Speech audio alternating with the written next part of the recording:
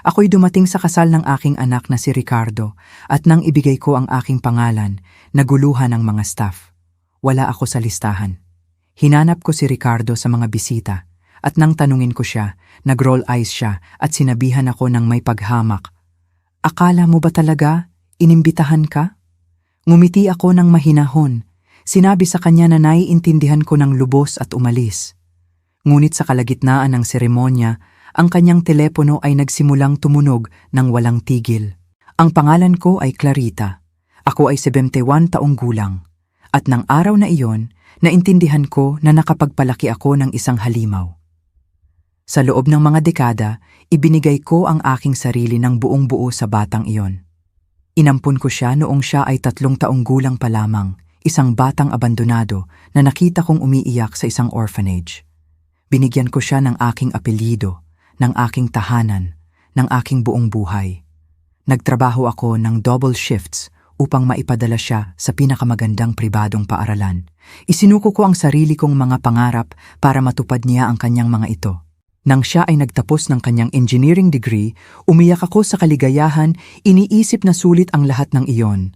Ngunit hindi ko akalain na ang anak ko na pinakamamahal ay itatakwil ako na parang isang asong gala sa pinakamahalagang araw ng kanyang buhay. Si Amelia, ang kanyang kasintahan, ang arkitekto ng lahat ng iyon. Mula nang siya ay lumitaw sa aming buhay, sinimulan niyang lasunin ang kanyang isipan laban sa akin. Napakaklingi ng iyong ina, sasabihin niya sa kanya. Ang isang babae na nasa edad niya ay dapat may sariling buhay at hindi laging nakabuntot sa amin. Irong, makikinig si Ricardo sa kanya at tatango na parang isang puppet. Unti-unti, ang mga pagbisita ay nagiging hindi gaanong madalas, ang mga tawag ay lumalamig, ang mga dahilan ay mas masalimuot. Sa unang pagkakataon na hindi ako iginalang ni Amelia, walang sinabi si Ricardo. Kami ay kumakain ng hapunan sa aking bahay nang sinabi niya na ang aking pagkain ay masyadong maalat at hindi niya maintindihan kung paano lumaki si Ricardo na kumakain ng ganong basura. Natigilan ako, naghihintay na ipagtanggol ako ng aking anak, ngunit nagpatuloy lang siya sa pagkain na parang walang nangyari. Pagkatapos ay dumating ang mas banayad na mga kahihiyan. Clarita, sa tingin mo ba ang blouse na iyan ay medyo bata pa para sa'yo? Sasabihin ni Amelia na may piking ngiti.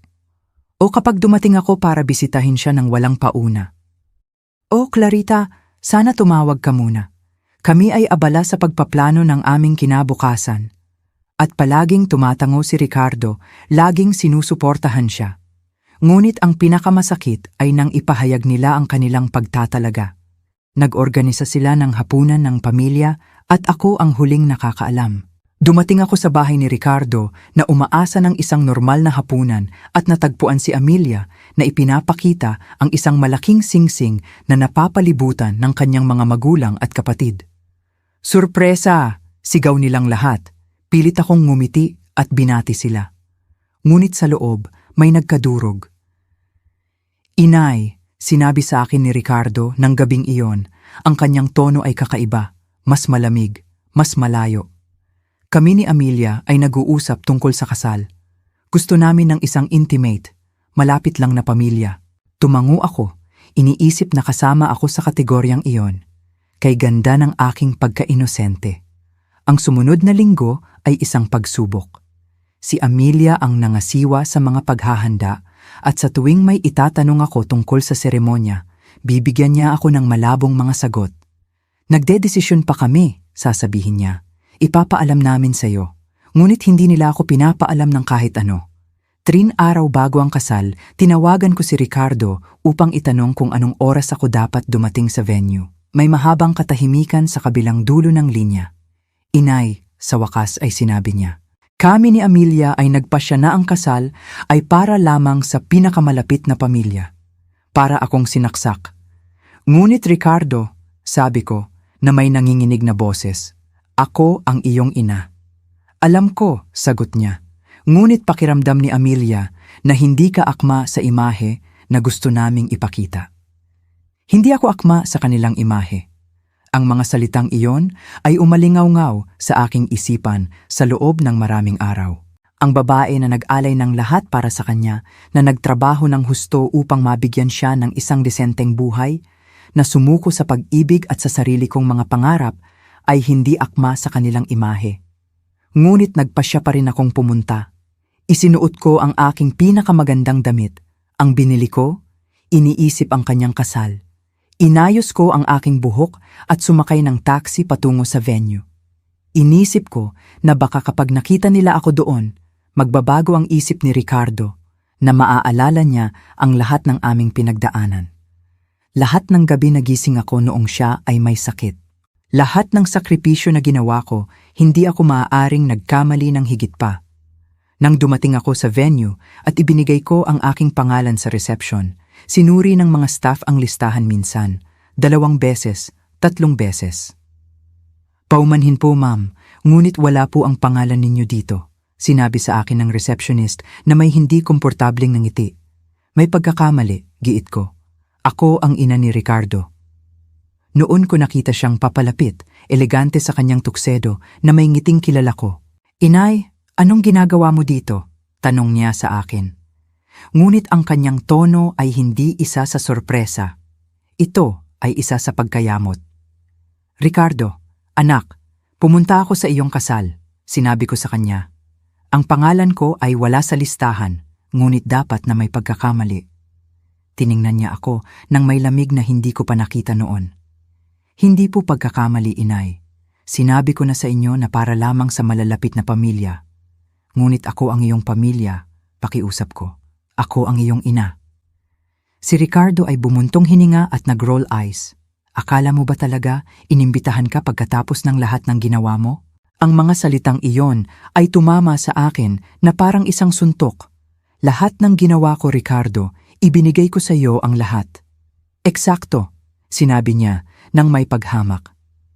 Laging nagbibigay, laging nagpapahirap, laging nakikialam sa aking buhay. Tama si Amelia, hindi mo kailanman nalaman ang iyong lugar. Sa sandaling iyon, dumating si Amelia na nagliliwanag sa kanyang damit pangkasal. At nang makita niya ako, ang kanyang ngiti ay nagyelo. Anong ginagawa niya dito?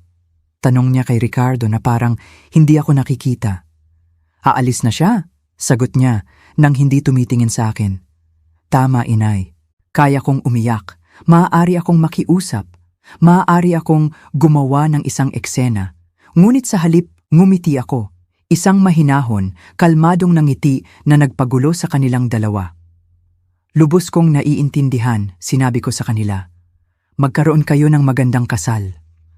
At umalis ako, ngunit habang naglalakad ako patungo sa labasan, kinuha ko ang aking telepono at dinayal ang isang numero.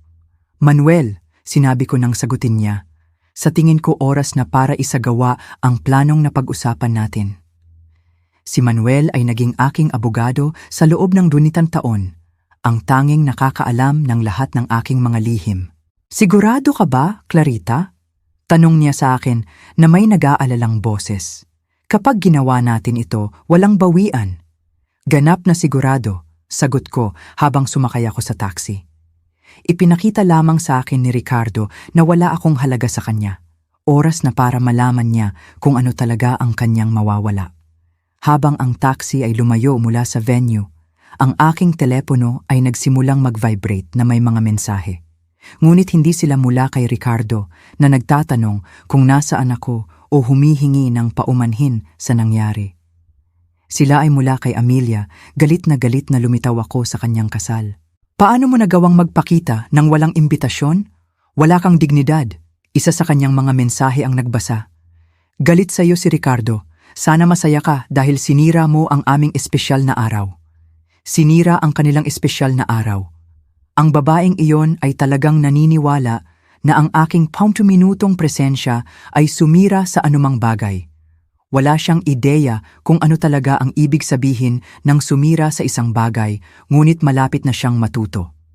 Umabot ako sa bahay at sa unang pagkakataon sa loob ng ilang buwan, nakaramdam ako ng kakaibang kalmado.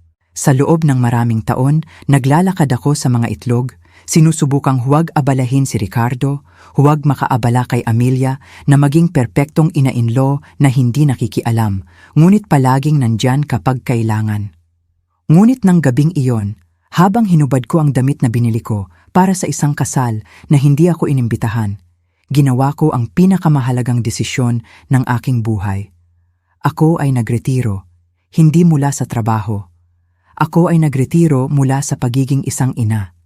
Hindi kailanman alam ni Ricardo ang katotohanan tungkol sa aking kalagayang pinansyal. Noong inampun ko siya, ako ay isang batang babae na nagtatrabaho bilang isang sekretarya at nakatira sa isang maliit na apartment.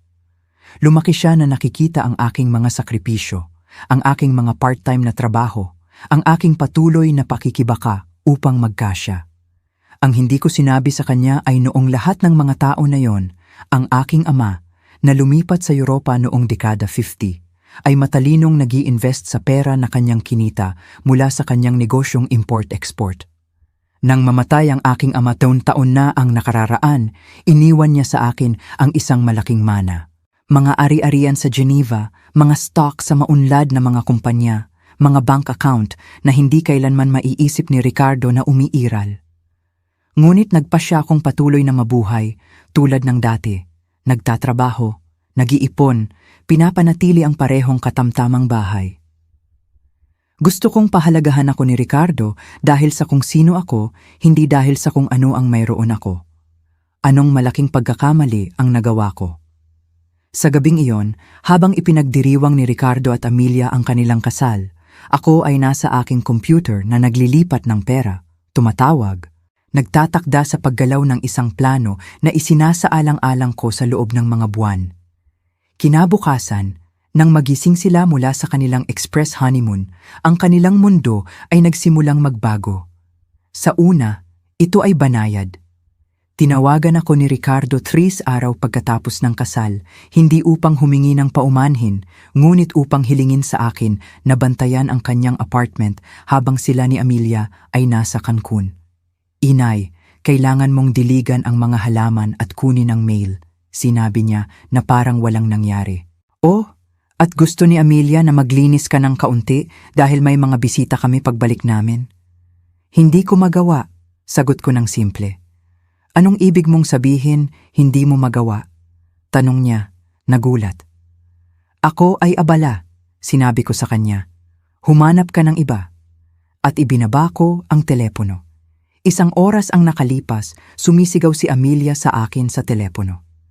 "Anong nangyayari sa iyo, Clarita? Baliw ka ba? Iyan ang pinakamaliit na bagay na maaari mong gawin pagkatapos ng eksenang ginawa mo sa aming kasal." "Hindi ako gumawa ng eksena," sagot ko ng mahinahon. "Pumunta lang ako upang batiin ang aking anak." "Ayaw ka ng iyong anak doon," sigaw niya. "Kunin mo sa iyong ulo. Ikaw ay isang pasanin sa kanya." "Isang pasanin? Pagkatapos ng lahat ng nagawa ko? Pagkatapos ng lahat ng mga sakripisyo? Ako ay isang pasanin?" "Tama ka, Amelia," sinabi ko sa kanya. "Ako ay isang pasanin. Iyon ang dahilan kung bakit nagpasya akong palayain siya mula sa pasaning iyon magpakailanman." "Anong ibig mong sabihin doon?" tanong niya, nagbabago ang kanyang tono. "Ang ibig kong sabihin, ako ay nagre-retiro." Wala nang ina si Ricardo. Ibinaba ko ang telepono at pinatay ko ito. Oras na para simulan ang aking bagong buhay. Kinabukasan, umupa ako ng isang kumpanya ng paglilipat at pinuno ang aking pinakamahalagang mga bagay. Ang natitira ay ibinigay ko sa kawanggawa.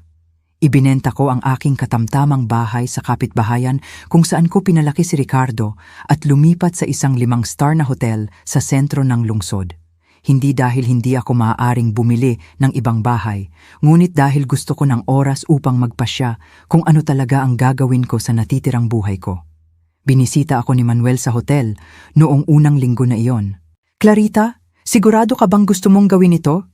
tanong niya habang sinusuri niya ang mga papeles na ibinigay ko sa kanya. Sigurado na ako mula nang tiningnan ako ni Ricardo nang may paghamak sa pintuan ng venue na iyon. Sagot ko. Ang batang iyon ay nag-iisip na ako ay isang mahirap, kaawa-awang matandang babae na nakadepende sa kanya. Oras na para malaman niya ang katotohanan. Ang mga papel na hawak ni Manuel sa kanyang mga kamay ay mga dokumento ng paglilipat ng ari-arian, mga pahayag sa bangko at isang bagay na hindi pa nakikita ni Ricardo. Ang titulo sa bahay na kanyang tinitirhan. Ang bahay na akala niya ay binili niya sa kanyang mortgage ay talagang binili ko. Binayaran ko ang down payment. Ako ang co-signed ng utang. Tahimik akong nagbabayad ng mortgage sa loob ng maraming taon upang mapanatili niya ang kanyang pamantayan ng pamumuhay. Ngunit hindi lang iyon. Ang kumpanya kung saan nagtrabaho si Ricardo bilang isang engineer ay mayroon ding lihim. Ang may-ari, si Mr. Santos, ay isang kasosyo sa negosyo ng aking ama mula sa Europa. Nang magtapos si Ricardo, kinausap ko si Mr. Santos upang bigyan ang aking anak ng isang pagkakataon. Hindi lamang niya siya binigyan ng trabaho, ngunit sa loob ng maraming taon, natanggap niya ang mga ulat sa kanyang pagganap. Si Ricardo ay isang katamtamang empleyado na pinananatili ang kanyang trabaho higit pa dahil sa aking impluensya kaysa sa kanyang talento. Wala ring ideya si Amelia kung sino talaga ang kanyang pinakasalan. Ang kanyang bagong asawa, ang matagumpay na engineer na kanyang ipinagmamalaki ng labis, ay talagang inampun na anak ng isang babae na maaaring bilhin at ibenta ang kanyang buong pamilya nang hindi kumikislap. Habang sila ay nagpapasaya sa kanilang honeymoon, ginugugol ang perang regalo sa kasal mula sa pamilya ni Amelia. Ako ay nasa spa ng hotel, nagpapahinga sa unang pagkakataon sa loob ng mga dekada. Maraming taon na ang nakalipas mula nang payagan ko ang aking sarili sa ganitong uri ng luho. Palagi akong abala sa pagtatrabaho para kay Ricardo, nag-aalala tungkol kay Ricardo, nabubuhay para kay Ricardo, na nakalimutan kong mabuhay para sa aking sarili. Sa panahon ng isang nakaka-relax na masahe na ginawa ko ang aking susunod na desisyon. Hindi lamang ako magre-retiro mula sa pagiging isang ina, ngunit titiyakin ko rin na naiintindihan ni Ricardo at Amelia kung ano talaga ang nawala sa kanila. Nang bumalik sina Ricardo at Amelia mula sa kanilang honeymoon, nagsimula ang mga problema. Una, ito ay ang kumpanya ng utility na nagputol ng kanilang kuryente dahil hindi nila binayaran ang bill. Tinawagan ako ni Ricardo na galit na galit. Inay, bakit hindi mo binayaran ang bill ng kuryente para sa aking bahay? Dahil hindi ito ang aking bahay, sagot ko ng mahinahon. At dahil hindi na ako ang iyong ina. Anong pinagsasabi mo? Siyempre, ikaw ang aking ina. Hindi, sabi ko. Ang mga ina ay iniimbitahan sa kasal ng kanilang mga anak. Hindi ako inimbitahan. Sa makatuwid, hindi ako ang iyong ina. Si Ricardo ay tumahimik sandali. Inay, huwag kang maging katawa-tawa. Kasal lang iyon. Eksakto, sagot ko. Isang kasal lang. Ang pinakamahalagang kasal sa iyong buhay at nagpasya kang wala akong lugar doon. Ngayon ay mabubuhay ka kasama ang mga kahihinatnan ng desisyong iyon. Ngunit palagi mong binabayaran ng aking mga utility, sigaw niya. Ito ang iyong obligasyon. Aking obligasyon? Inulit ko na darama ang galit na tumataas sa aking dibdib. Ricardo, sa loob ng 28 taon, tinupad ko ang mga obligasyon na hindi akin. Tapos na iyon. Ibaba ko ang telepono at denial ang numero ni Mr. Santos. Magandang umaga, Mr. Santos, sabi ko. Ito si Clarita. Sa tingin ko oras na para pag-usapan natin si Ricardo. Ah, Clarita, si Mr. Santos ay bumuntong hininga. Akala ko tatawag ka rin sa lalong madaling panahon. Narinig ko ang tungkol sa nangyari sa kasal. Ang batang iyon ay walang ideya kung ano ang ginawa mo para sa kanya sa lahat ng mga taon na ito. Eksakto iyon kung bakit ako tumatawag, sabi ko. Gusto kong makita mo kung sino talaga si Ricardo bilang isang empleyado nang walang aking impluensya. Tahimik si Mr. Santos, sandali. Clarita, kung aalisin ko ang aking proteksyon, magkakaroon ng malubhang problema si Ricardo sa kumpanya. Ang kanyang trabaho ay katamtaman. Palagi siyang nahuhuli at ilang kliyente ang nagreklamo tungkol sa kanyang ugali. Kung gayon, hawakan mo ang sitwasyon tulad ng dapat itong hawakan, sagot ko. Hindi na ako mamagitan para sa kanya. Samantala, napansin ni Amelia ang iba pang mga pagbabago. Ang credit card na kanyang ginamit para sa kanyang mga pamimili, para sa mga damit at mga produktong pampaganda ay nakansela. Ito ay isang card na kinuha ko sa loob ng maraming taon at tahimik na binabayaran upang mapanatili ni Ricardo ang kanyang kasintahan at kalaunan ay asawa na masaya. Nang subukan itong gamitin ni Amelia sa kanyang paboritong butik, sinabi sa kanya ng saleswoman na ang card ay iniulat na nakansela dahil sa hindi pagbabayad. "Ricardo," sigaw ni Amelia ng gabing iyon, "kinansela ng iyong ina ang aking credit card. Tawagan mo siya ngayon at sabihin mo sa kanya na i-reactivate ito." Tinawagan ako ni Ricardo na galit na galit. "Inay, paano ka magiging ganyan? Kailangan ni Amelia ang card na iyon."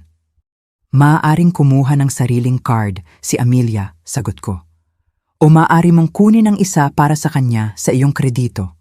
"Oh, teka, wala kang kredito dahil hindi ka kailanman nagbayad para sa anumang bagay." "Ikaw ay isang mapait na matandang babae," sigaw niya sa akin. "Iyan ang dahilan kung bakit walang nagmamahal sa iyo." Ang kanyang mga salita ay nakakasakit. Ngunit sa pagkakataong ito, hindi ako nanatiling tahimik. "Ricardo," sabi ko sa isang matatag na boses, "sa loob ng 28 taon, nilunok ko ang aking pagmamataas upang maibigay sa iyo ang lahat ng gusto mo. Nagpakumbaba ako, nagtrabaho hanggang sa pagkapagod at isinuko ko ang aking sariling kaligayahan. At nang dumating ang pinakamahalagang sandali ng iyong buhay, itinuring mo ako na parang basura. Ngayon ay matututunan mo kung ano ang ibig sabihin ng tumayo sa iyong sariling mga paa." Ibaba ko ang telepono at pinatay ko ang aking telepono. Oras na para sa susunod na hakbang. Kinabukasan, binisita ko si Ricardo sa kanyang trabaho. Dumating ako sa isang luxury car service na nakasuot ng isang eleganteng suit na binili ko noong umagang yon. Nang pumasok ako sa opisina, lahat ay nakatitig sa akin. Lumabas si Ricardo mula sa kanyang cubicle na may nagulat na hitsura sa kanyang mukha. "Inay, anong ginagawa mo dito?" "Pumunta ako upang makipag-usap sa iyo," sabi ko. "Maaari ba tayong magsalita ng pribado?" Pumunta kami sa conference room at sinara ko ang pinto. "Ricardo," sabi ko, "gusto kong malaman mo ang isang bagay. Sa lahat ng mga taon na ito, si Mr. Santos ay naging napakapasensyoso sa iyo dahil iginagalang niya ako. Ngunit ang pasensyang iyon ay naubos na." "Anong pinagsasabi mo?" tanong niya na nerbyoso. "Pinag-uusapan ko ang katotohanan na alam ni Mr. Santos na nahuhuli ka na, ang iyong trabaho ay katamtaman, na ilang kliyente ang nagreklamo tungkol sa iyo. Ang tanging bagay na nagpanatili sa iyo sa trabahong ito ay ang aking impluensya." Nanlamig si Ricardo. "Hindi iyon totoo, di ba?" Kinuha ko ang aking telepono at denial ang numero ni Mr. Santos. "Mr. Santos, maaari ka bang pumunta sa conference room? Ang aking anak ay may ilang mga katanungan tungkol sa kanyang pagganap sa trabaho." May minuto ang lumipas, pumasok si Mr. Santos sa silid na may folder sa kanyang mga kamay. "Magandang umaga, Ricardo," sinabi niya sa isang seryosong boses. "Hiningi ako ng iyong ina na ipakita sa iyo ito." Binuksan niya ang folder at kinuha ang ilang mga dokumento. "Ito ang mga ulat mula sa iyong mga supervisor sa huling 3 taon. Sinasabi dito, nahuhuli ka ng 43 beses. Nagsumit ka ng mga proyekto na may makabuluhang mga error at 3 pangunahing kliyente ang partikular na humiling na hindi ka na magtrabaho sa kanilang mga account muli." Tiningnan ni Ricardo ang mga papeles, hindi makapaniwala sa kanyang nakikita. Ngunit hindi nila kailanman sinabi sa akin ang anuman. "Dahil hiniling ako ng iyong ina na maging pasensyoso sa iyo," patuloy ni Mr. Santos. "Tahimik niyang binabayaran ang iyong mga pagkakamali, humihingi ng paumanhin sa mga kliyente, kahit na pinansyal na binabayaran ang kumpanya para sa mga pagkalugi na iyong naging sanhi." "Iyan ay isang kasinungalingan," bumulong si Ricardo. "Hindi iyon isang kasinungalingan," sinabi ko sa kanya. "Sa loob ng maraming taon, nililinis ko ang iyong mga gulo dahil iniisip ko na balang araw ikaw ay magiging lalaki na gusto ko. Ngunit nagkamali ako. Ikaw na ang lalaki na pupuntahan mo. Isang taong itinuturing ang kanyang ina na parang basura." Isinara ni Mr. Santos ang folder. "Ricardo, bilang isang personal na pabor sa iyong ina, bibigyan kita ng 2 linggo upang makahanap ng ibang trabaho. Pagkatapos noon, ang iyong pagtatrabaho dito ay tinapos." Tumayo siya at umalis, iniwan kaming mag-isa. Tiningnan ako ni Ricardo na may nagmamakaawang mga mata. Inay, please, hindi mo ito kayang gawin. Mapapatay ako ni Amelia kung mawawala ako sa trabaho. Dapat mo sanang inisip yon bago mo ako sinipa sa iyong kasal, sagot ko. Ngayon ay matututunan mo kung ano ang ibig sabihin ng mawala ang iyong pinahahalagahan. Tumayo ako upang umalis, ngunit hinawakan ni Ricardo ang aking braso. Teka, hindi mo ito kayang gawin. Ako ang iyong anak. Hindi, sabi ko, na hinihila ang aking braso palayo. Ang aking anak ay ipagtatanggol ang kanyang ina kapag siya ay ininsulto ng kanyang asawa. Ang aking anak ay mag-iimbit sa akin sa kanyang kasal. Ang aking anak ay tratuhin ako ng may respeto. Hindi ka ang aking anak, Ricardo.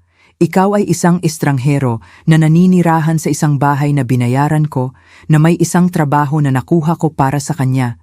Kasal sa isang babae na kinamumuhian siya ng labis gaya ng kanyang kinamumuhian sa akin. Lumabas ako sa opisina at sa unang pagkakataon sa loob ng maraming taon, nakaramdam ako ng ganap na kalayaan. Nang gabing iyon ay dumating si Ricardo sa bahay na ganap na wasak. Hinihintay siya ni Amelia na may baso ng alak sa kanyang kamay, handang makinig tungkol sa kanyang araw. Ngunit nang makita niya ang kanyang mukha, alam niya na may mali. Anong nangyari sa'yo? Tanong niya. Mukha kang nakakita ng multo. Mas masahol pa, sagot ni Ricardo na lumulubog sa sopa. Nakita ko ang aking ina na naging aking pinakamasamang bangungot. Sinabi niya sa kanya ang lahat ng nangyari sa opisina. Ang mga ulat sa pagganap, ang pagbabanta na masisante, ang paghahayag na si Clarita ay nagbabayad para sa kanyang mga pagkakamali sa loob ng maraming taon. Nakikinig si Amelia na may lumalaking katatakutan. Sinasabi mo ba sa akin na kinokontrol ng iyong ina ang iyong trabaho sa buong panahong ito? Hindi naman kontrol, bumulong si Ricardo. Ito ay proteksyon. Ito ay manipulasyon, sigaw ni Amelia. Ang babaeng iyon ay isang psychopath. Una, sinira niya ang aming kasal, at ngayon gusto niyang sirain ang iyong karera. Ngunit sa unang pagkakataon, hindi ganong sigurado si Ricardo na ang kanyang ina ang kontrabida ng kwento. Sa buong buhay niya, naroroon si Clarita, nilulutas ang kanyang mga problema, nagbabayad ng kanyang mga bayarin, nagbubukas ng mga pintuan na akala niya ay binuksan niya mismo at sinipa niya siya sa kanyang kasal, na para bang siya ay isang nanghihimasok. Amelia, sinabi niya ng dahan-dahan, baka dapat tayong humingi ng paumanhin sa kanya. Humihingi ng paumanhin? Tumalon si Amelia sa kanyang pagkabahala. Ricardo, ang babaeng iyon ay nag-blackmail sa iyo. Minamanipula ka niya upang maparamdam sa iyo na nagkakasala. Hindi ito blackmail, sagot ni Ricardo. Ito ay isang kahihinatnan. Sinabi ko sa kanya na hindi siya akma sa aming imahe at ngayon ipinapakita niya sa amin na kami ang hindi akma sa kanya. Hindi makapaniwala si Amelia sa kanyang naririnig.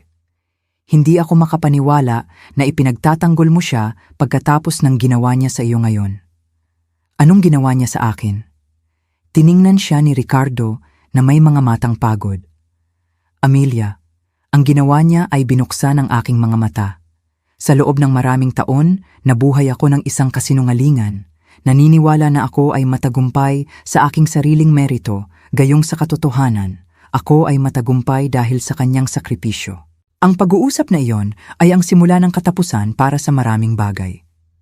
Hindi matanggap ni Amelia na ang kanyang matagumpay na asawa ay talagang isang katamtamang lalaki na sinuportahan ng kanyang biyenan. Nagmamayabang siya sa loob ng mga buwan tungkol sa trabaho ni Ricardo, ang kanyang mga kakayahan, ang kanyang maliwanag na hinaharap. Ano ang sasabihin niya sa kanyang mga kaibigan ngayon? Na siya ay nagpakasal sa isang kabiguan. Samantala, ako ay nasa aking hotel suite na kumakain ng room service para sa hapunan at nanonood ng balita. Ang aking telepono ay tumutunog sa buong hapon, ngunit pinananatili ko itong tahimik. Alam ko na ito ay sina Ricardo at Amelia, marahil desperado, marahil galit na galit, marahil nagmamakaawa, ngunit natutuhan ko ang isang mahalagang bagay. Kapag ipinakita sa iyo ng isang tao kung sino talaga sila, dapat mo silang paniwalaan. Kinabukasan, pumunta sa akin si Manuel na may higit pang mga papel. Clarita, sabi niya, handa na ang mga paglilipat. Sigurado ka bang gusto mong gawin ito? Sa aking mga kamay hawak ko ang mga dokumento upang ilipat ang pagmamay-ari ng bahay ni Ricardo sa aking pangalan. Kanselahin ang lahat ng automatikong pagbabayad na ginagawa ko para sa kanya at bawiin ang aking co-signature mula sa lahat ng kanyang mga pautang. Ganap na sigurado, sagot ko. Gusto ng batang iyon ng kalayaan. Well, makukuha niya ang ganap na kalayaan. Pinirmahan ko ang lahat ng mga papeles at umalis si Manuel upang iproseso ang mga paglilipat. Sa loob ng bawat sumiyukart na oras, matutuklasan ni Ricardo na ang bahay na kanyang tinitirhan ay hindi na sa kanya, na ang kanyang mga credit card ay nakansela at na kailangan niyang simulan ang pagbabayad ng upa na hindi niya kayang bayaran sa trabahong malapit na niyang mawala. Ngunit mayroon akong mas malaking plano. Hindi sapat para kay Ricardo na matutunan ang kanyang aral. Gusto ko ring maintindihan ni Amelia kung sino ang kanyang niloko. Ang babaeng iyon ay gumugol ng mga buwan sa panlalait sa akin, pagtingin sa akin, pagtrato sa akin na para bang ako ay isang nakakagambala at walang silbing matandang babae.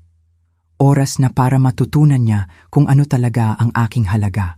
Sa hapon na iyon, nagbihis ako ng aking pinakamagandang suit at sumakay ng taxi patungo sa butik kung saan nagtatrabaho si Amelia bilang isang sales associate.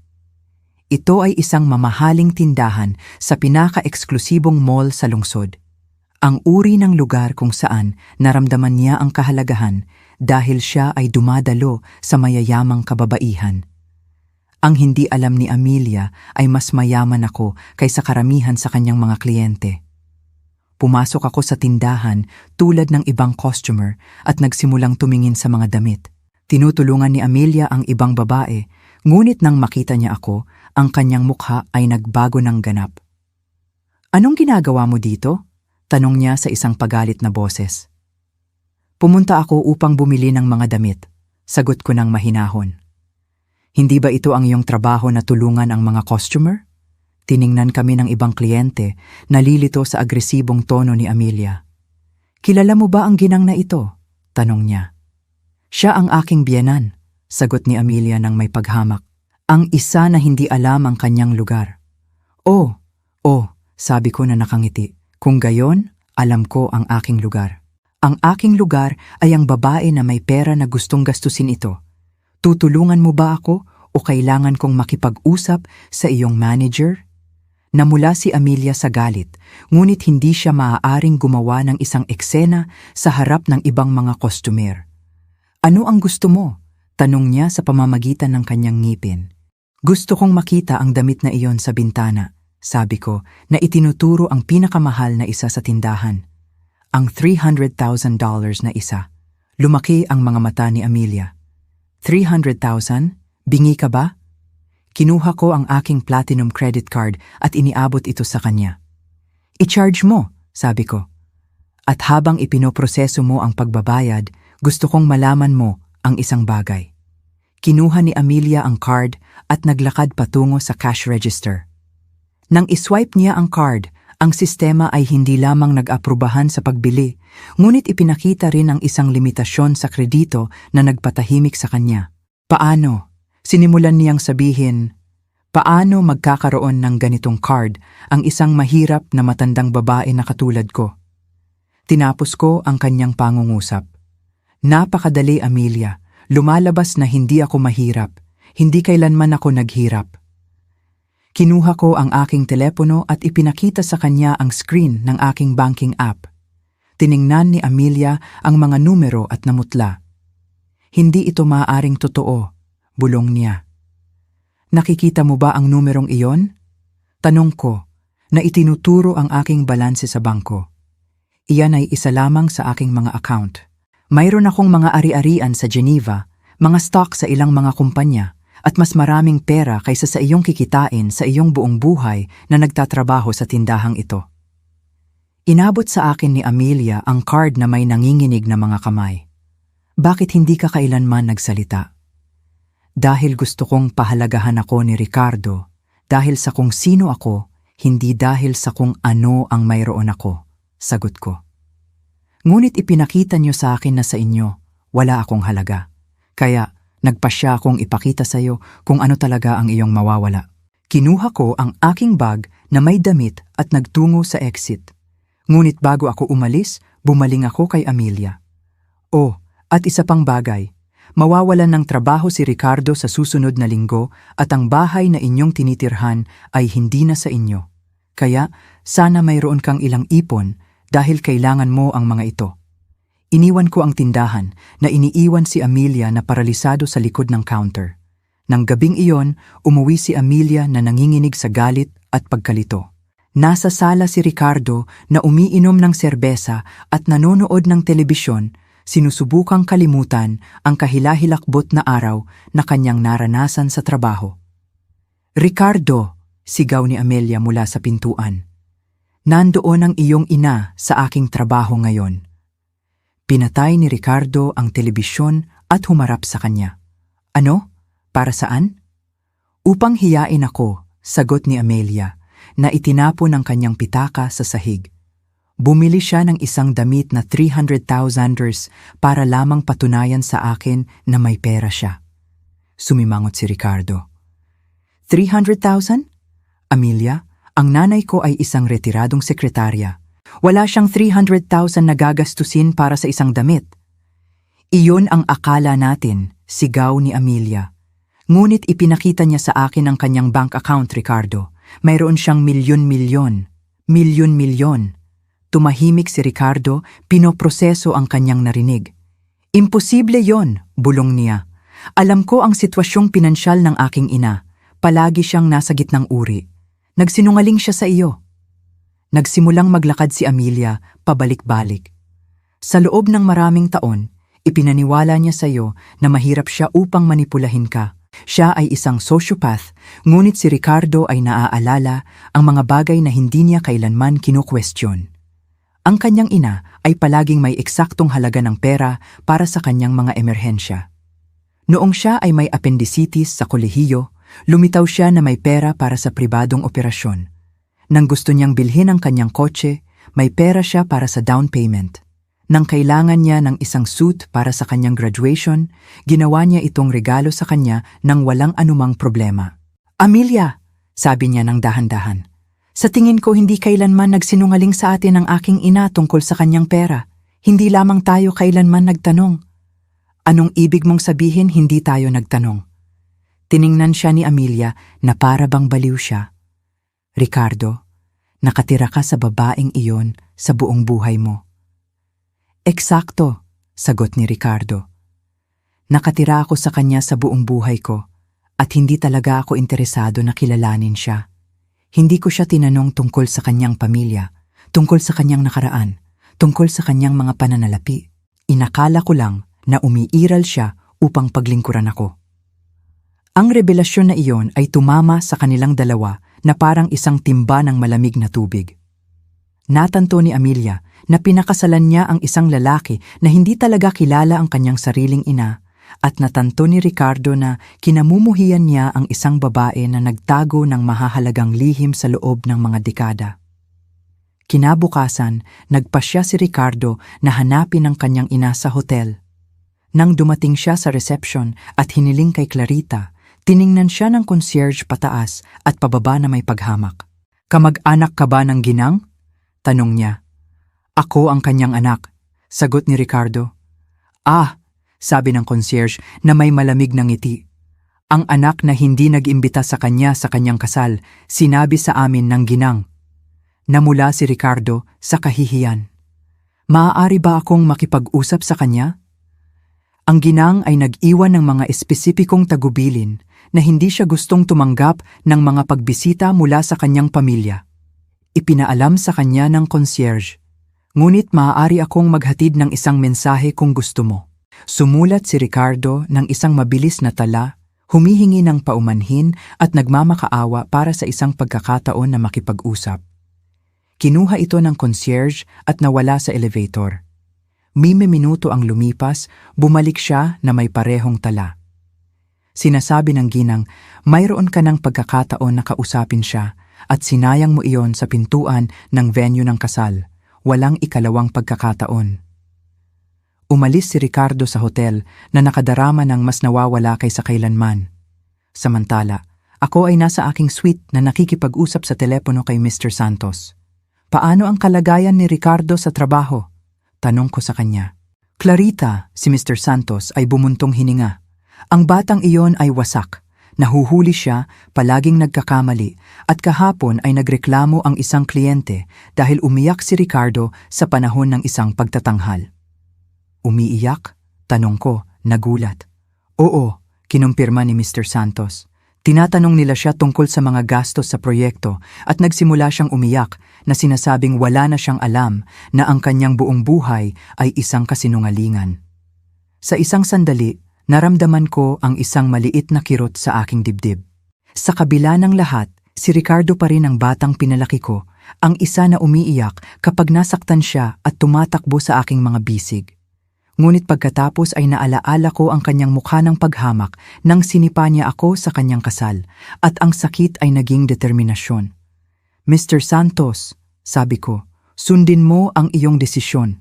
Kailangang matutunan ni Ricardo na ang mga aksyon ay may mga kahihinatnan.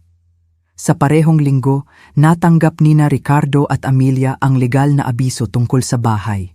Nang dumating ang mga opisyal, natagpuan nila si Amelia na sinisira ang mga plato at mga kasangkapan habang nakayuko si Ricardo sa isang sulok na umiiyak. Ma'am, sinabi ng isa sa mga opisyal ng pulisya kay Amelia, kailangan mong huminahon o kailangan ka naming arestuhin dahil sa paglabag sa kapayapaan. Hindi mo ako maaaring arestuhin, sigaw ni Amelia. Ito ang aking bahay. Ayon sa mga dokumentong ito, sabi ng opisyal na sinusuri ang mga legal na papeles, ang bahay na ito ay pag-aari ng isang ginang na nagngangalang Clarita. Ikaw ba si Clarita? Siya ang aking biyenan. Kung gayon, hindi ito ang iyong bahay, pagtatapos ng opisyal. Iminumungkahi ko na lutasin mo ang bagay na ito sa isang sibilisadong paraan o mapipilitan kaming makialam. Pagkatapos umalis ng pulisya, umupo sina Ricardo at Amelia sa gitna ng mga sirang plato at nabaliktad na mga kasangkapan. Anong gagawin natin? Bumulong si Amelia. Hindi ko alam, sagot ni Ricardo. Wala akong trabaho. Wala akong bahay, wala akong anumang ipon dahil palagi kong iniisip na nandyan ang aking ina upang sagipin ako. Kinamumuhian ko ang babaeng iyon, sigaw ni Amelia. Kinamumuhian ko siya, sinira niya ang ating mga buhay. Hindi, sabi ni Ricardo sa isang sirang boses. Sinira natin ang ating mga buhay nang magpasya tayo na hindi niya nararapat ang ating respeto. Ito ang unang pagkakataon na inamin ni Ricardo na nagkamali sila. Ngunit hindi handa si Amelia na tanggapin ang responsibilidad. Sa kanyang isipan, ako ang kontrabida na sumira sa kanyang perpektong kasal. Ang hindi niya alam ay ang kanyang kasal ay hindi kailanman naging perpekto. Ito ay isang ilusyon na binuo sa aking tahimik na mga sakripisyo. Nang gabing iyon, gumawa ng isang desisyon si Amelia na magbabago ng lahat.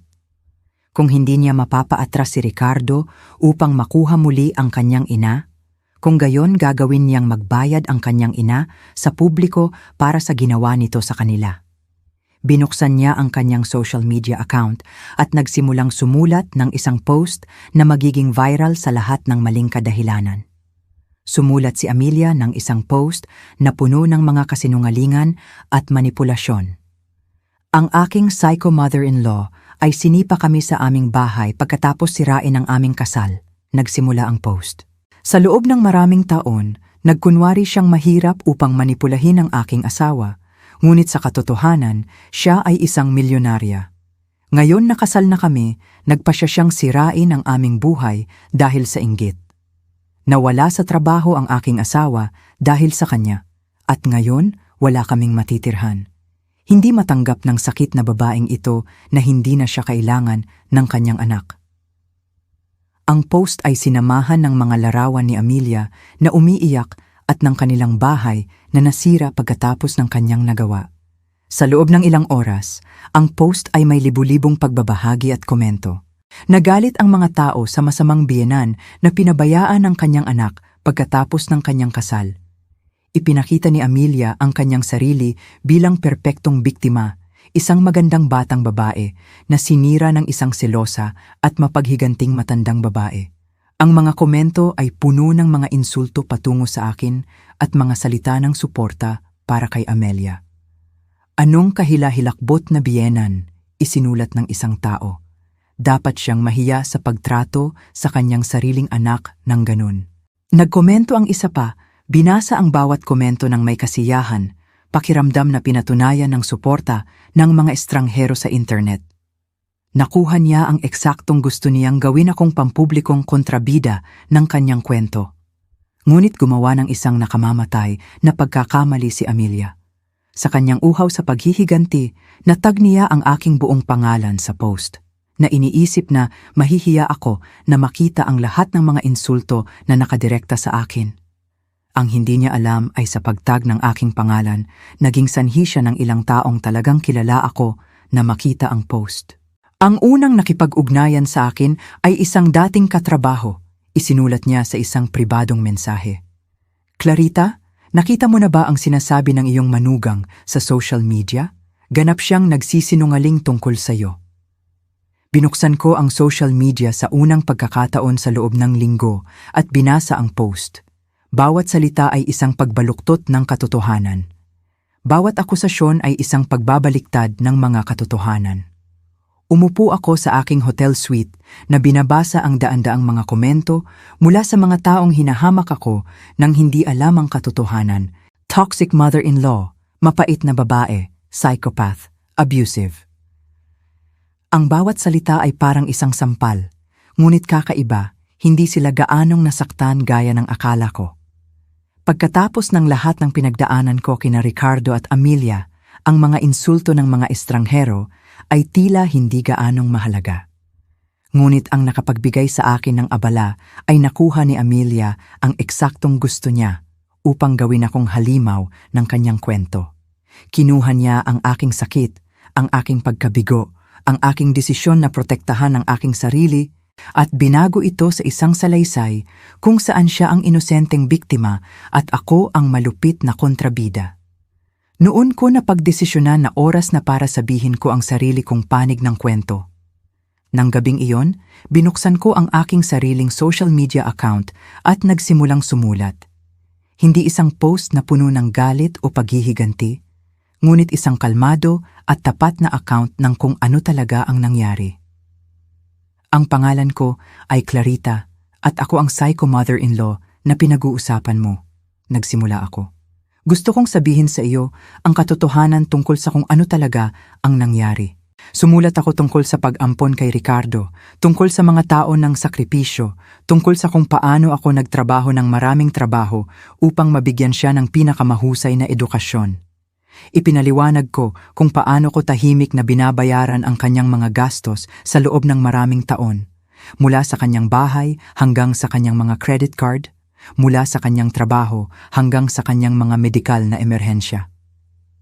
Inilarawan ko ang patuloy na mga kahihiyan ni Amelia, ang lumalaking paghamak ni Ricardo at sa wakas ang pagbubukod mula sa kanyang kasal.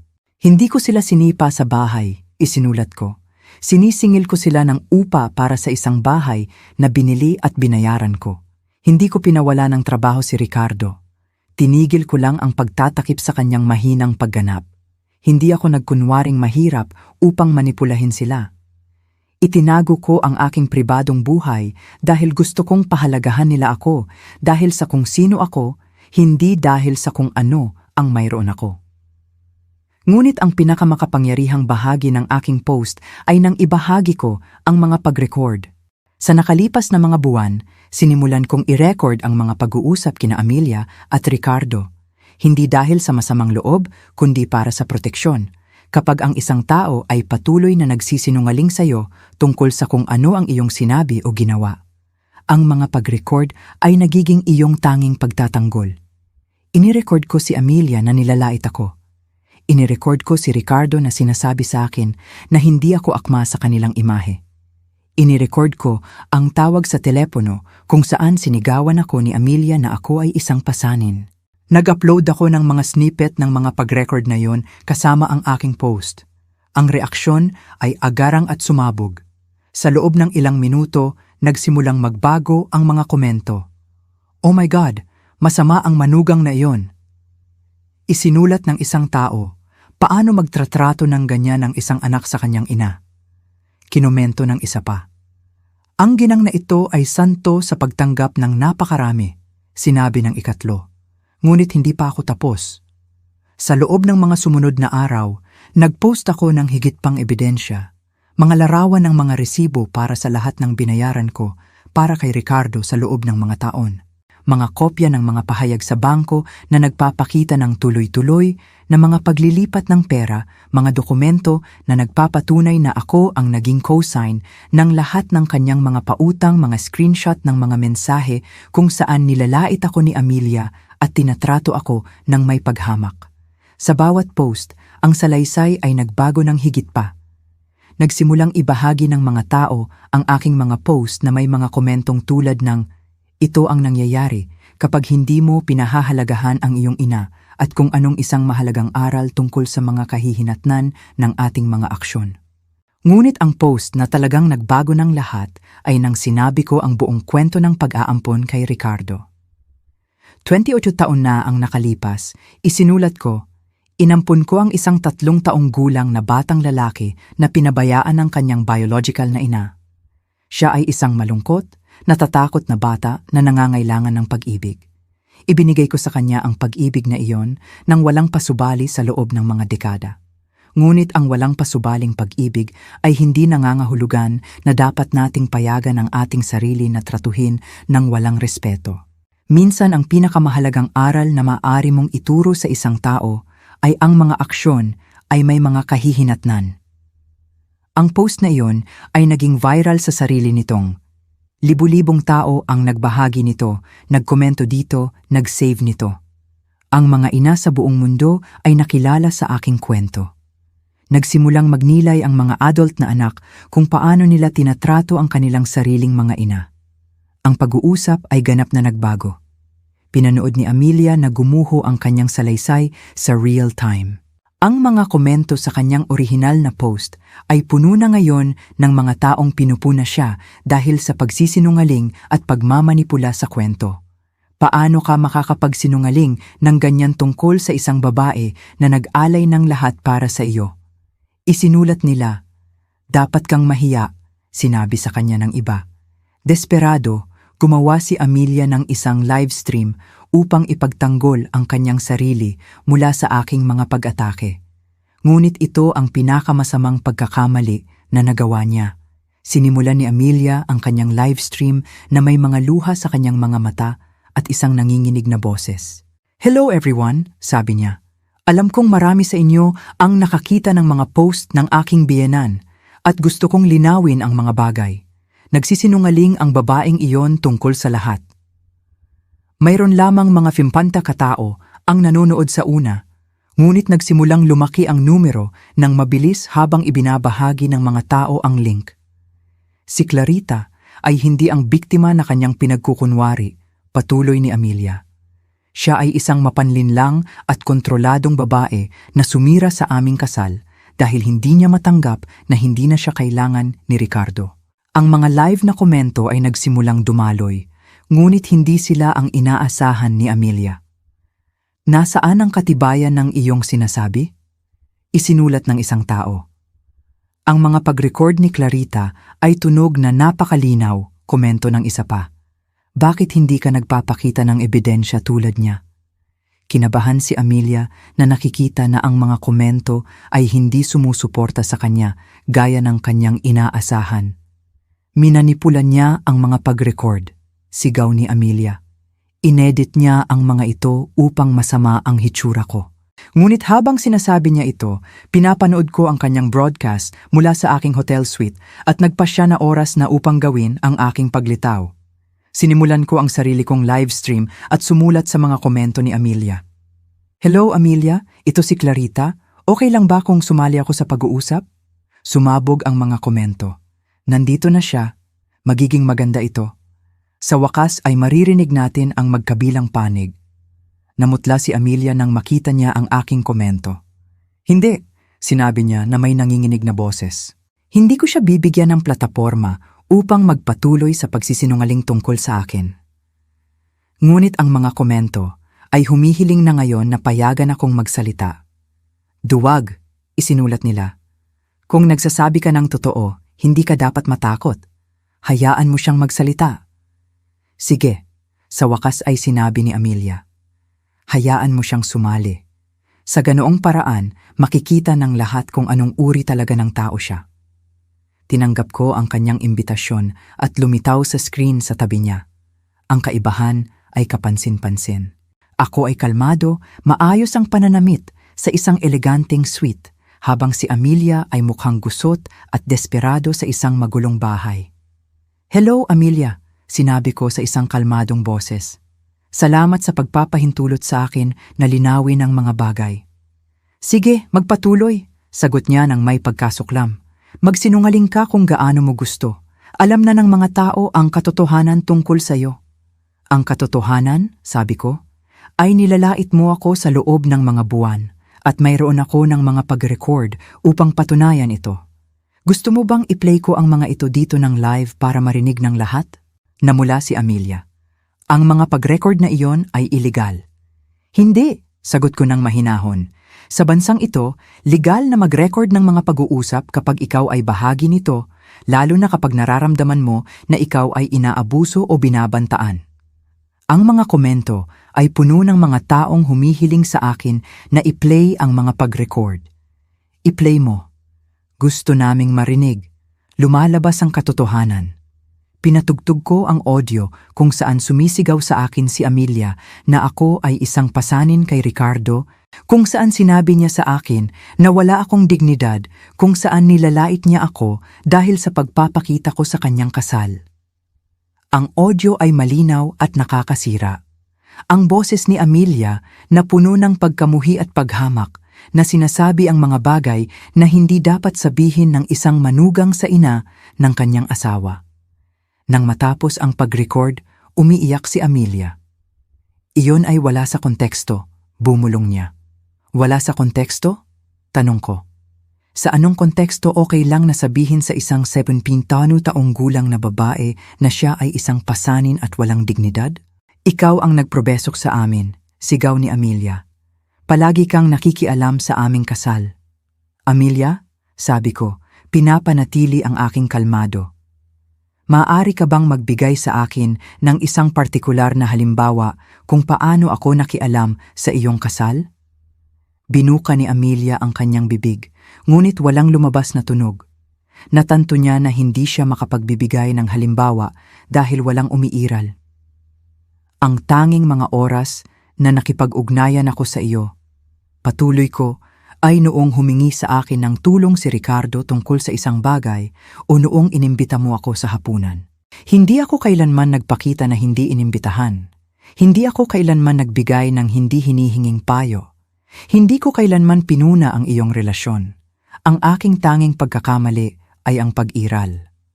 Ang mga komento ay ganap na nasa aking panig na ngayon. Mukhang sinungaling si Amelia, isinulat ng isang tao. Ang ginang na ito ay napaka-dignified. Kinomento ng isa pa, paano nila tratuhin ang kanilang ina na ganyan? Ang bilang ng mga manonood ay umabot sa mahigit 10,000 katao. Ngunit nag-blackmail ka sa amin, sinabi ni Amelia ng desperado. Kinuha mo ang aming bahay at trabaho ni Ricardo upang pilitin kaming humingi ng paumanhin sa iyo. Amelia, sagot ko, wala akong inalis sa iyo. Huminto lang ako sa pagbabayad para sa iyo. Sa akin ang bahay mula sa simula. Ang trabaho ni Ricardo ay siniguro sa pamamagitan ng aking impluensya. Ang mga credit card ay binayaran ko. Wala kang sariling pag-aari.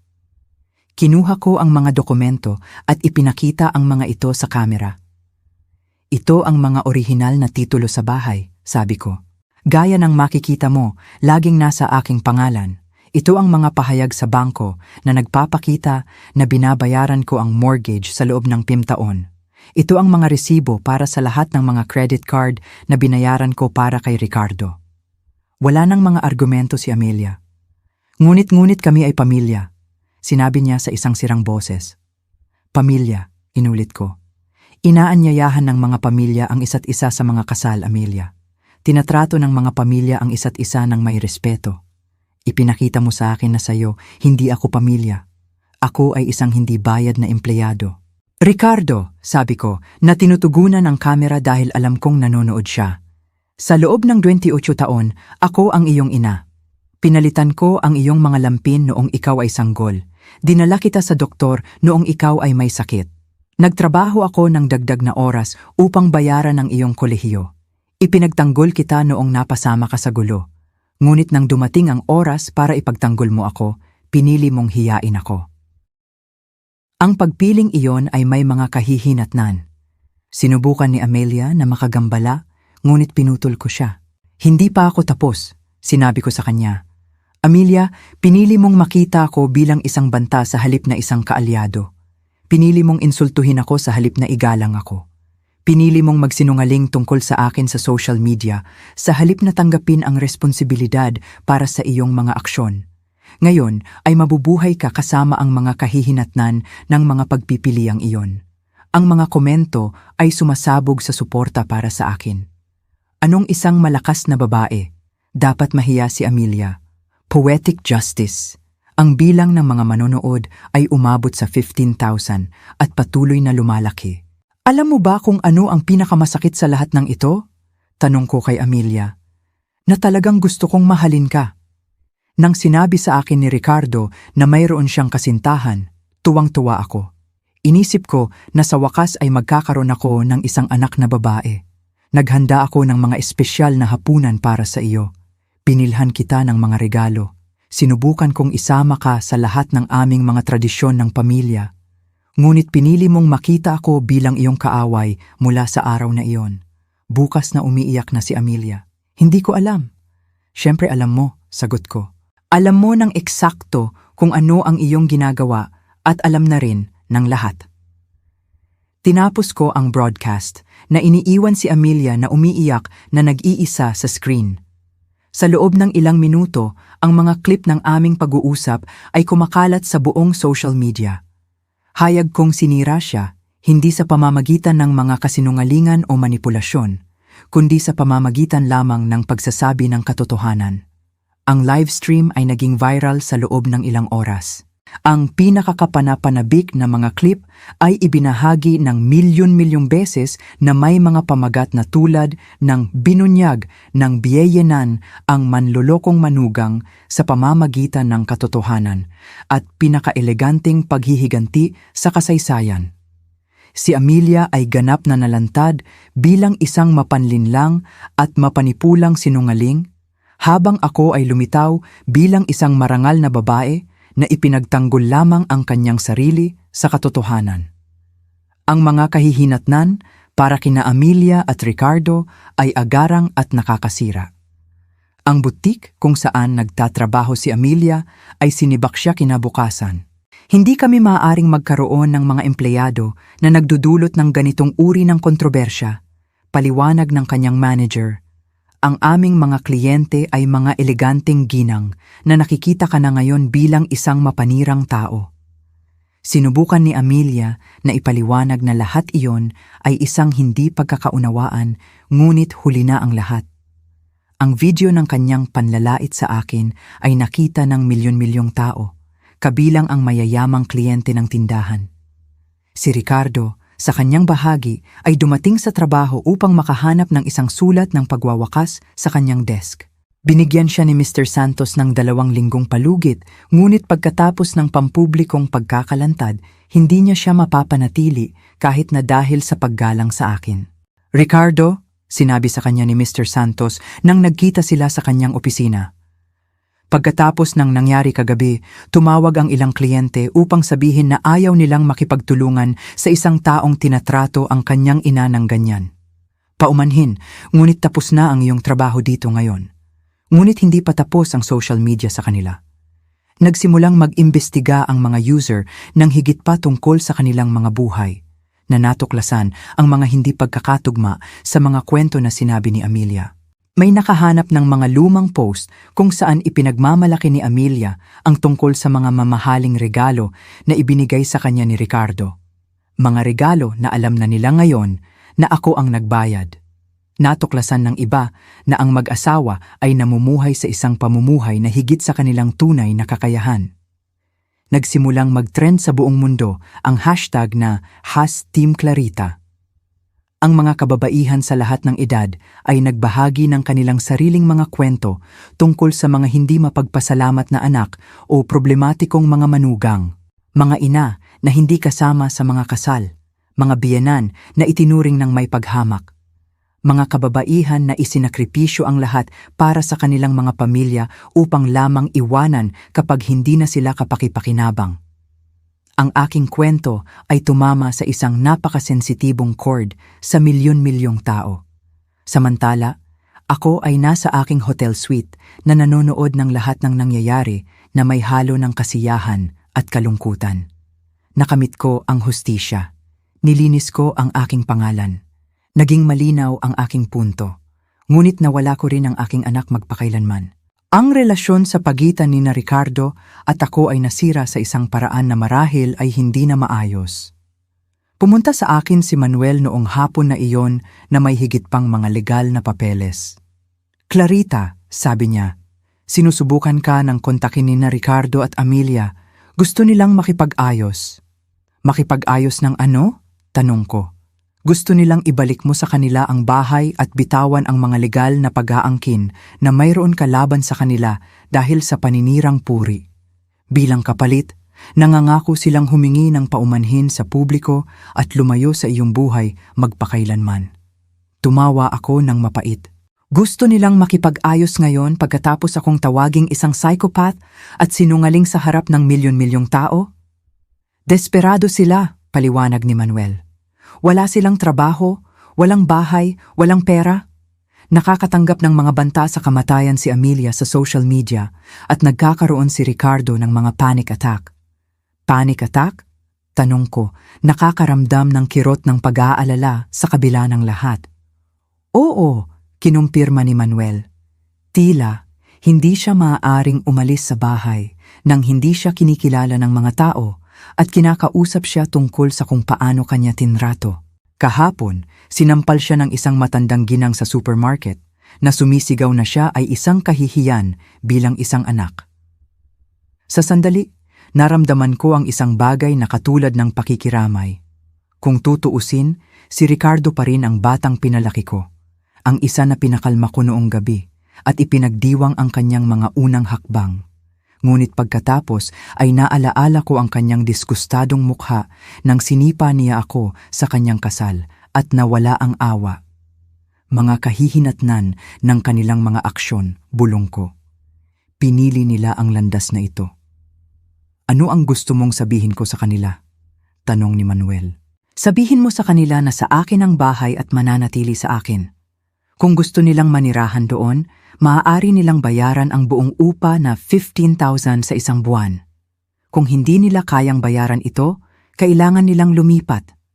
Kung tungkol naman sa mga kaso ng paninirang puri, magpapatuloy ang mga iyon hanggang sa makatanggap ako ng isang buong pampublikong paghingi ng tawad at kompensasyon para sa pinsala sa aking reputasyon."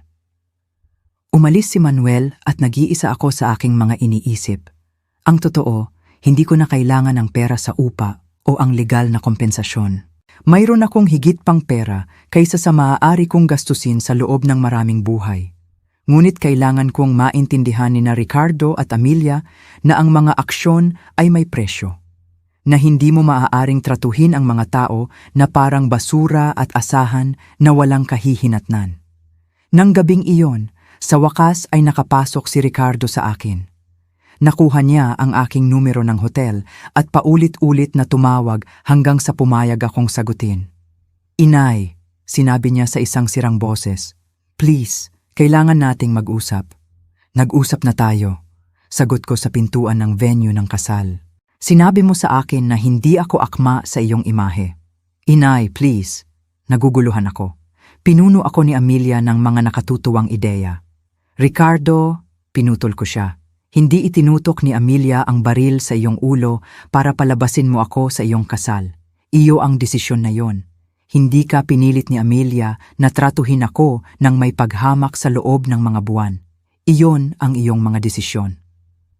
Ngunit hindi ko alam na mayroon kang pera, sinabi niya ng desperado. Kung nalaman ko, hindi kita kailanman tratratuhin ng ganon.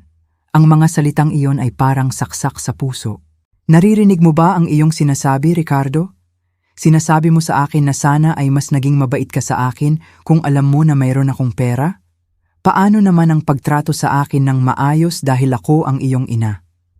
Paano naman ang paggalang sa akin dahil isinakripisyo ko ang aking buhay para sa iyo? Tumahimik si Ricardo. Sa wakas ay naunawaan ang laki ng kanyang ipinahayag. Hindi ko iyon ibig sabihin. Oo, ginawa mo, sagot ko. At iyan mismo ang dahilan kung bakit tapos na ang ating relasyon. Dahil para sa iyo, ang aking halaga bilang isang tao ay natutukoy sa kung ano ang maaari kong gawin para sa iyo, hindi sa kung sino ako. Ano ang dapat kong gawin para mapatawad mo ako? Tanong niya, umiiyak. Wala, sagot ko ng malungkot. Walang magagawa ka, Ricardo, dahil ang pagpapatawad ay ibinibigay sa mga taong nagkakamali, hindi sa mga nagpapakita ng kanilang tunay na karakter. Ipinakita mo sa akin kung sino ka talaga noong akala mo ay ligtas kang hamakin ako. Ngayon ay kailangan mong mabuhay sa pagiging taong iyon. Ibinaba ko ang telepono. At sa unang pagkakataon mula nang magsimula ang buong sitwasyong ito, umiyak ako. Hindi para sa pagkawala ng pera o ng bahay o katayuan, ngunit para sa pagkawala ng anak na akala ko ay pinalaki ko na hindi talaga umiral. 6 na buwan ang lumipas, ang aking buhay ay ganap na nagbago. Lumipat ako sa isang magandang apartment sa Geneva, malapit sa mga ari-arian na minana ko mula sa aking ama. Tinanggap ako ng Europa ng may bukas na mga braso. Isang kontinente kung saan walang nakakaalam ng aking viral na kwento. Kung saan maaari akong lumakad sa mga kalye nang hindi nakikilala. Kung saan maaari akong magsimula muli sa edad na 71. Pinamahalaan ni Manuel ang aking mga legal na usapin mula sa Estados Unidos. Sa wakas ay nawala ni Ricardo at Amelia ang bahay. Hindi na kayang bayaran ang 15,000 na upa. Lumipat sila sa isang maliit na apartment sa isang katamtamang kapitbahayan, malayo sa buhay ng pekeng luho na kanilang kinamumuhayan. Nakahanap si Ricardo ng trabaho bilang isang teknisyan sa isang maliit na kumpanya, kumikita ng isang maliit na bahagi ng dati niyang kinikita. Nagtatrabaho si Amelia sa isang call center, ang tanging lugar na mag-eempleyo sa kanya pagkatapos masira ang kanyang reputasyon sa social media. Nagtagumpay ang kaso sa paninirang puri. Nagdesisyon ang hukom na pabor sa akin na naguutos kay Amelia na magbayad ng malaking kompensasyon at maglabas ng isang formal na pampublikong paghingi ng paumanhin. Ang paghingi ng paumanhin ay maikli at malinaw na pinilit, ngunit sapat sa legal na aspeto. Humihingi ako ng paumanhin kay Clarita para sa mga maling pahayag na ginawa ko tungkol sa kanya sa social media. Kinikilala ko na ang aking mga pag-aangkin ay hindi tama at nagdulot ng pinsala sa kanyang reputasyon. Lubos kong pinagsisisihan ang aking pag-uugali. Inihandog ko ang buong pera ng kompensasyon sa mga organisasyon na tumutulong sa mga solong ina at mga pamilyang nag-aampon. Hindi ko kailangan ng kanilang pera, ngunit kailangan nilang matutunan na ang pagsisinungaling sa publiko tungkol sa isang tao ay may tunay na halaga. Sa mga buwang ito, nakatanggap ako ng libu-libong mensahe mula sa mga kababaihan sa buong mundo.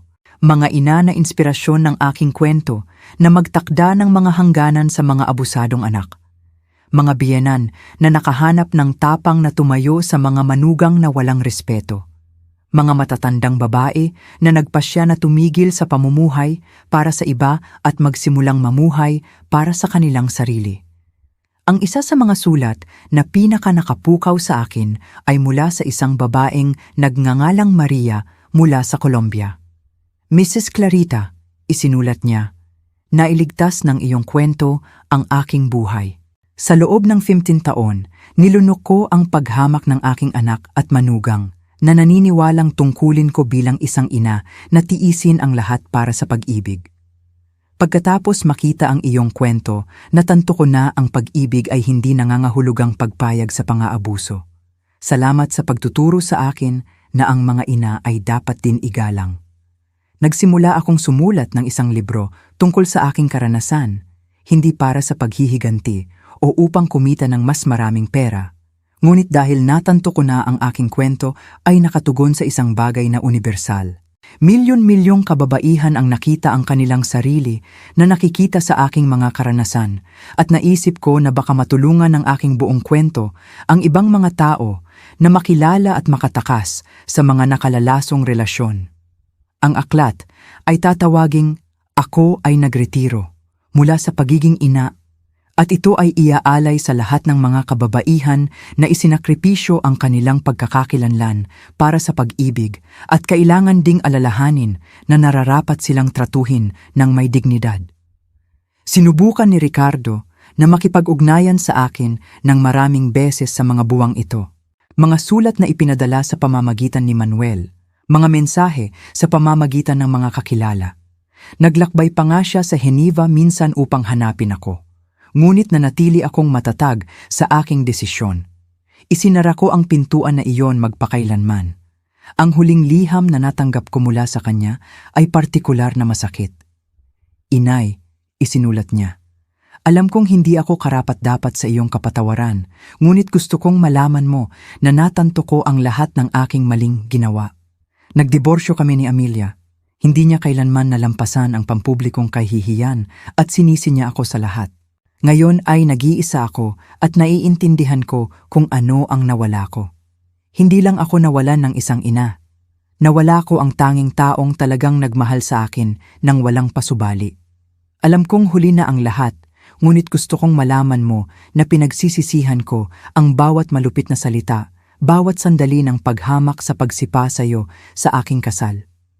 Hindi ako humihingi sa iyo na patawarin ako, basta alam mo na naiintindihan ko na ikaw ang pinakamahusay na ina na mayroon ng sinuman at ako ay masyadong tanga para pahalagahan ka. Binasa ko ang liham na iyon ng ilang beses, nakakaramdam ng halo ng kalungkutan at ginhawa. Kalungkutan dahil malinaw na sa wakas ay naunawaan ni Ricardo ang laki ng kanyang nawala, ngunit ginhawa din dahil pinatunayan ng kanyang pag-unawa ang aking mga desisyon. Hindi ako naging malupit o mapaghiganti. Ipinagtanggol ko lamang ang aking dignidad at nagtatag ng mga naaangkop na kahihinatnan para sa pang-aabuso. Sa aking bagong buhay sa Geneva, nakahanap ako ng kapayapaan na hindi ko naramdaman sa loob ng mga dekada. Mayroon akong oras na magbasa, maglakbay, makagawa ng mga bagong kaibigan na pinahahalagahan ako kung sino ako. Nagsimula akong kumuha ng mga klase sa pagpipinta, isang bagay na palagi kong gusto gawin, ngunit wala akong panahon dahil ako ay abala sa pamumuhay para kay Ricardo. Nagsimula rin akong magboluntaryo sa isang organisasyon na tumutulong sa mga matatandang kababaihan na pinabayaan ng kanilang mga pamilya. Ang aking kwento ay nagbigay sa kanila ng pag-asa. Ipinakita sa kanila na posible na muling itayo ang isang buhay pagkatapos ng pagtanggi ng pamilya. Na ang pagpapahalaga sa sarili ay mas mahalaga kaysa sa pagpapanatili ng mga nakalalasong relasyon. Isang hapon, habang naglalakad sa isang parke, binulay-bulay ko ang buong paglalakbay na aking tinahak mula sa pag-ampon ng isang 3 taong gulang na batang lalaki hanggang sa desisyon na magretiro mula sa pagiging ina sa edad na 71. Naging mahaba at masakit na paglalakbay, ngunit isa ring nakapagpapalaya. Hindi ko pinagsisisihan ang pag-ampon kay Ricardo. Binigyan ko siya ng pag-ibig, edukasyon, mga oportunidad na hindi niya magkakaroon kung hindi. Hindi ko pinagsisisihan ang mga sakripisyo na ginawa ko noong kanyang pagkabata at pagdadalaga dahil ang mga iyon ay mga gawa ng tunay na pag-ibig para sa isang batang nangangailangan nito. Ngunit hindi ko rin pinagsisisihan ang paglayo nang siya ay naging isang may edad na taong tratuhin ako ng may paghamak. Natutuhan ko ang isang pangunahing aral. Ang walang pasubaling pag-ibig ay hindi nangangahulugang pagtanggap ng walang pasubaling pang-aabuso. May pagkakaiba sa pagitan ng pagmamahal sa isang tao at pagpayag na sirain kanila sa ngalan ng pag-ibig na iyon. Ang aking telepono ay nag-vibrate na may isang mensahe mula kay Manuel. Clarita, sumulat si Ricardo. Sinasabi niya na siya ay nasa therapy at naiintindihan niya ang lahat ng kanyang maling ginawa. Humihingi siya kung mayroon bang anumang pagkakataon ng rekonsilyasyon. Binasa ko ang mensahe at ngumiti ng malungkot. Sumagot ako, sabihin mo sa kanya na natutuwa akong malaman na siya ay nagtatrabaho sa kanyang sarili. Ngunit ang ilang mga pinto, kapag sarado na, ay hindi na magbubukas muli. Hinahiling ko sa kanya ang pinakamahusay sa kanyang bagong buhay. Iyon ang katotohanan. Binati ko si Ricardo ng pinakamahusay, ngunit hindi na mula sa posisyon ng kanyang ina. Ang babaeng iyon, ang isa na nabuhay para sa kanya sa loob ng mga dekada, ay wala na. Sa kanyang lugar, isang bagong babae ang isinilang, Clarita, isang 71 taong gulang na babae na natutunan na hindi kailanman huli ang pagpili ng dignidad kaysa sa kaginhawaan. Paggalang sa sarili kaysa sa nakalalasong pag-ibig. Habang naglalakad ako sa Geneva, naisip ko ang parirala na naging aking mantra. Hindi ko pinagsisisihan ang pag-aampon sa kanya. Pinagsisisihan ko lang na hindi ko naintindihan nang mas maaga na ang kabaitan ay hindi dapat isagawa sa gastos ng pagkawasak ng sarili. Natapos ko ang aking karera bilang isang ina, ngunit sinimulan ko ang aking buhay bilang isang malayang babae. At iyon, natuklasan ko, ang pinakamahusay na paghihiganti sa lahat. Ang mabuhay ng maayos, ang mabuhay ng payapa, ang sa wakas ay mamuhay para sa